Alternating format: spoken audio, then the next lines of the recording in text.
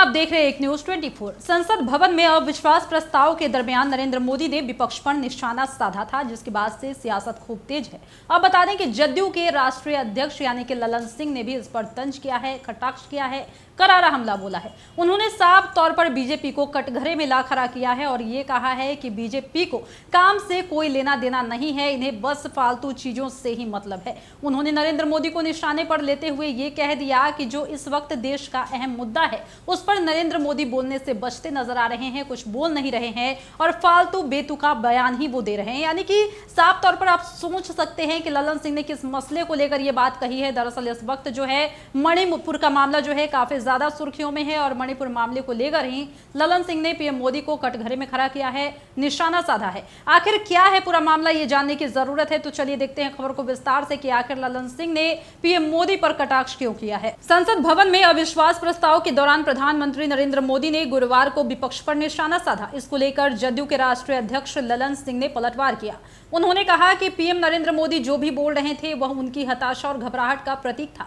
वह नए गठबंधन से अपनी घबराहट को जाहिर कर रहे थे। उन्होंने भारत के उस प्रमुख मुद्दे पर एक शब्द भी नहीं कहा जो कि मणिपुर 3 मई से लगातार जल रहा है। हम 1 घंटे 45 मिनट तक सुनते रहे, लेकिन उन्होंने इस बारे में एक शब्द भी नहीं कहा।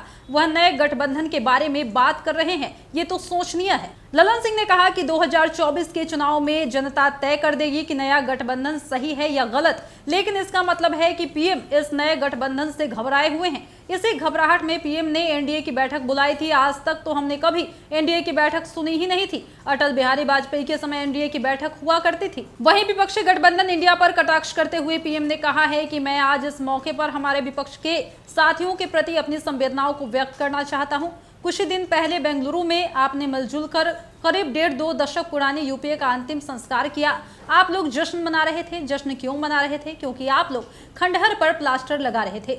दशकों पुरानी खटारा गाड़ी को ईवी दिखाने के लिए कितना बड़ा मजबा लगाया गया था, साफ तौर पर दिख रहा था। और विपक्षी दल जिसके पीछे चल रहे हैं उनको इस देश की जुबान, इस देश के संस्कार की समझ नहीं है। पीढ़ी दर पीढ़ी यह लोग लाल और हरी मिर्च में अंतर नहीं समझ पाए। यानी कि आप साफ तौर पर सुन पा रहे हैं कि अविश्वास प्रस्ताव का जो ये मुद्दा है ये काफी ज्यादा सुर्खियों में बनते जा रहा है, क्योंकि इस पर अब भी वाद विवाद जारी है।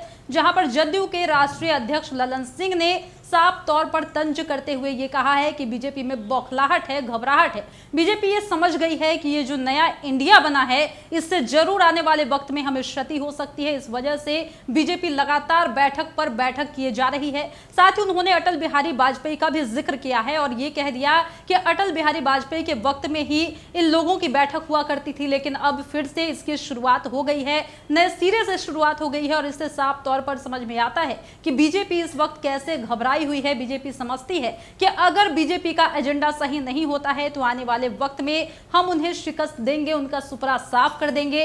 यानी कि ललन सिंह जो है साफ तौर पर बीजेपी पर आरोपी लहजे में ये बात बोलते नजर आए। जहां पर अविश्वास प्रस्ताव के दौरान प्रधानमंत्री नरेंद्र मोदी ने विपक्ष पर हमला बोला था और उसी के अब जवाब में पलटवार में ललन सिंह ने ये तमाम बातें कही है। फिलहाल इस वक्त की खबर में इतना ही, और भी ऐसे ही तमाम वीडियो अपडेट्स के लिए बने रहिए हमारे साथ और देखते रहिए हमारा चैनल एक न्यूज 24। हमारे चैनल को लाइक कीजिए, सब्सक्राइब कीजिए, कमेंट कीजिए। हमारे वीडियोज पसंद आते हैं तो शेयर जरूर कीजिए।